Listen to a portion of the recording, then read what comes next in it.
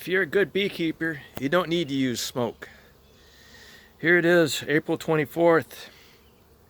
Didn't lose any colonies during winter. I had one colony here with no queen, and I wasn't sure if the frame of eggs and brood they had was going to be any good, so I put another frame of eggs and brood from this colony here, and this colony had a queen. They were balling her, but I checked later on, a few days later, and she was still in there, so they gave up balling her. She cooperated. You guys don't realize the queen is basically a slave. If she doesn't cooperate, they kill her. So sometimes they threaten her. So anyway, I'm not going to show you what I did here because it's kind of important. I've had, from all my years of experience doing mating nukes, I've had 2 virgin queens kill each other before and end up with the colony with no virgin queen. Because there was 2 frames in here that had queen cells, and there was some that were open and some that were torn. So basically there's 2 queen cells in here that were open from inside, from the virgin queen. So could have been 3. I didn't count exactly, but I just wanted to make sure they had a virgin queen, and she was over on this frame here. There was another frame of queen cells. So I found her, I saw her, she's a tiger tail. I carefully made sure when I put the frame, what I do is I take out 2 frames on the end, or whichever side is easiest. I don't start in the center. You start where there's no bees, pull out a couple frames, and then you slide them over, carefully slide them over. And I didn't use smoke, okay? I've got my glasses on, I don't have a veil, I didn't get stung. See, as long as you don't kill a bee, they won't sting you. If you give them a hard time, they're going to remember that, and the next time you do a hive inspection, of course they're going to come after you. I mean, you guys are so stupid.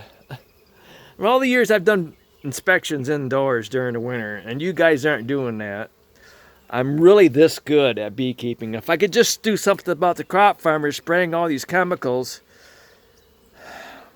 the only thing I could do is not illegal, run around shooting farmers that are out in the field, because they are endangering my life.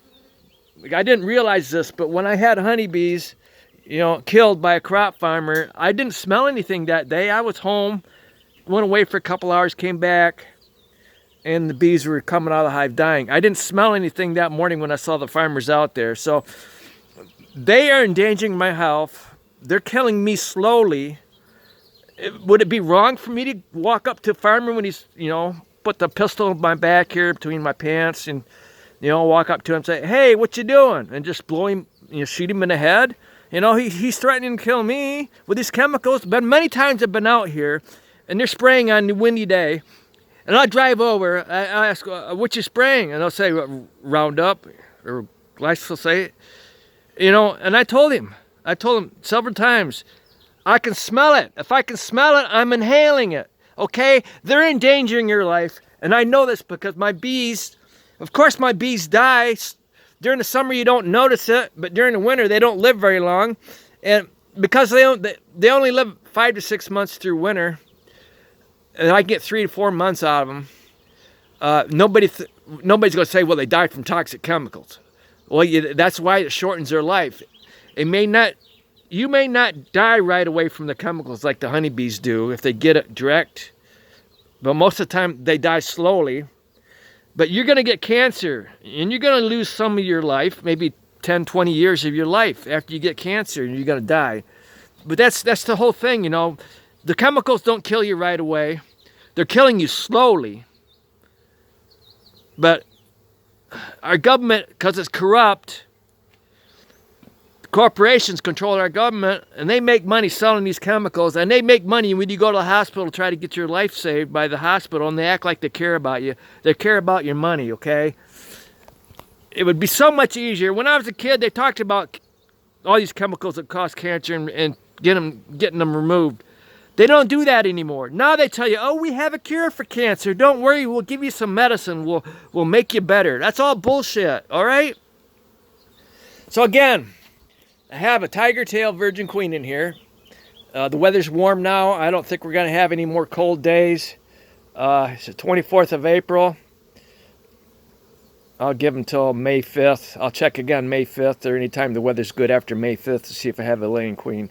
If I don't have a laying queen, then I'll just take another frame. Hey, this time of year, every time you kill a wasp, that's a queen.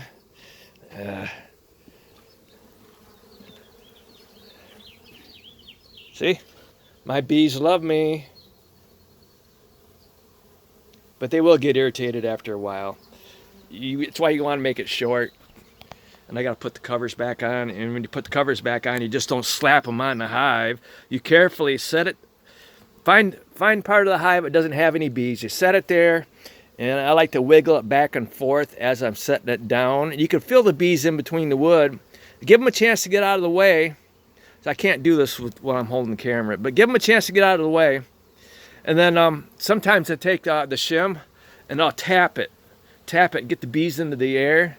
But right here I can't tap this. I'll tap any, and I may tap this cover here, the inner cover. But you do is you tap it, and get the bees into the air, and then set it down and wiggle it back and forth, and that gets the bees out of the way. You guys don't need to use smoke if you knew how to handle your bees, okay? Thank you.